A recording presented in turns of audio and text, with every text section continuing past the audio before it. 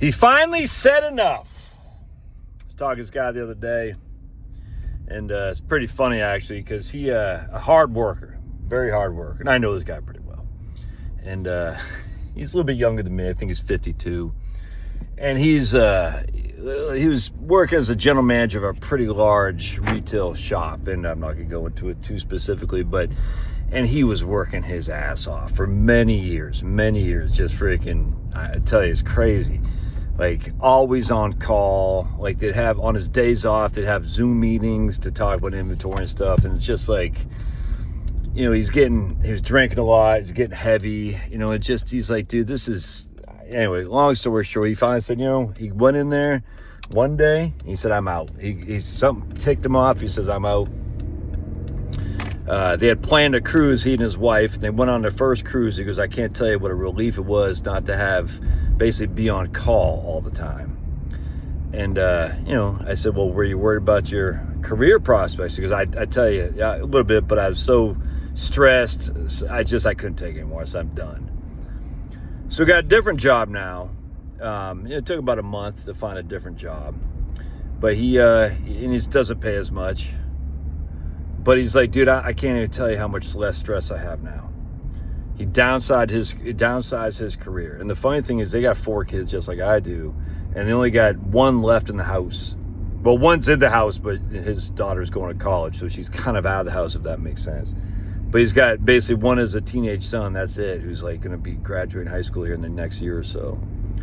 So his cash flow outgoing isn't nearly to the extent it was when he had his 4 kids. You see what I'm saying? And they're going to downsize their house once the youngest son leaves. And I'm telling you, man, this is the whole point about, oh, you need 80% of your pre-retirement income and all that. You just don't. You don't. But anyway, the interesting thing was, the reason we got to chat and the reason he finally said, I'm done with this, is that his brother died. His brother's only 60. His dad died young too, like at 56. He goes, you know, I don't have time for this. I can't, I don't know if I'm gonna be around when I'm 65 to enjoy the fruits of my labors. I don't know. And it's just, he just intuitively got it. He goes, also knows the kids are almost all out of the house. We're not gonna need this big house that we have now. My job is transferable. I can move anywhere it doesn't work from home because, you know, if I'm not liking where I'm working in terms of the location, I can ask for to move to a different place where he end up moving to, whatever, if he ends up moving. Because I just don't need the same level of, he just got it intuitively. Guy's never been to college, blue collar worker. He goes, he was a union guy for many years. He goes, intuitively, I get it. Like, I don't need the cash flow I did when I was raising my family. Now, again, he can't just quit outright altogether because he still has a mortgage. He still has a kid in the house and whatnot, because I just couldn't do it. Now, his wife does work. So for those who ask him, you know, my man Drewski, what about health care? He does work. All right. I mean, his wife does work, so his health insurance through her. But he just said, I'm done with this. I'm leaving. And he got a better job in terms of his ability to maintain his level of sense of being, and his less hours. He gets a real vacation. He gets a real time off, and he's not making as much money, but doesn't need as much money. He came to the conclusion, I just don't need as much. And I'm just telling you, if you read Larry Kotlikoff's book with Scott Burns, you'll see it. You know, and it's not so much about consumption smoothing in terms of the old economics lifestyle model. But it's kind of like that. You say, look, man, what I mean by that is there's this guy, Francis Maudlin, I can't pronounce his last name. He came up with this idea of consumption smoothing in like the 1950s. I think he won a Nobel Prize in economics for it. But basically the premise was, hey, you're going to save your money while you're working, and then you're going to spend it down when you're retired. All right, so you're basically, the idea is that your consumption will stay the same, but the source of that consumption will come from different places, either from labor while you're working, and then from the saving, spending down your money while you're retired. And yeah, intuitively that makes sense. But the problem with that is the consumption smoothing assumes that your expenses stay kind of like this, and they just don't, man. I mean, again, as I say all the time, your expenses just don't stay like that, because as the situation dictates, your expenses adjust accordingly. As you can just ask your own parents, are you spending the same amount of money as 82-year-old retirees as you did when you're 62 or 42 when you're raising a family? The answer is no, unequivocally is no. I know it's tough to believe.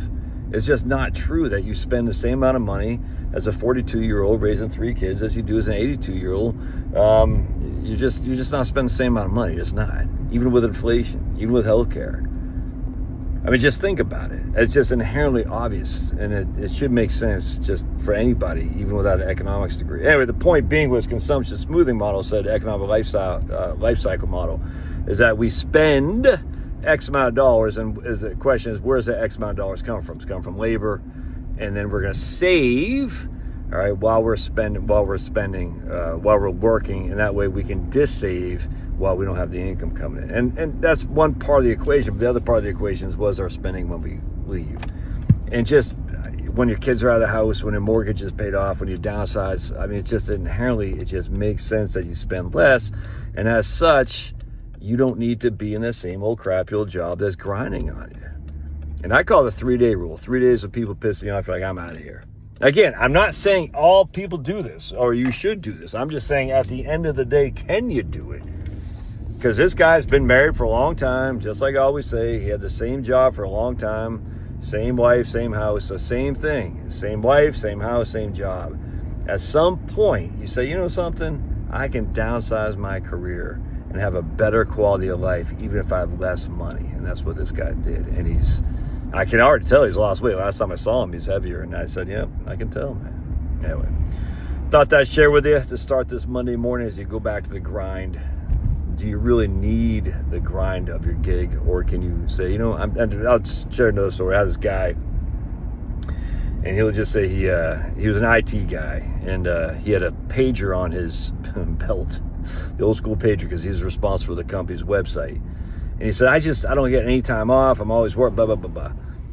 And finally, we'll just call him Marty. I said, Marty, why just keep doing this? Because, I just want to make sure I can. I said, anyway, one time he emailed me, or maybe he sent me a picture, and he got a front loader or something like that. He's, taking down this plot of land.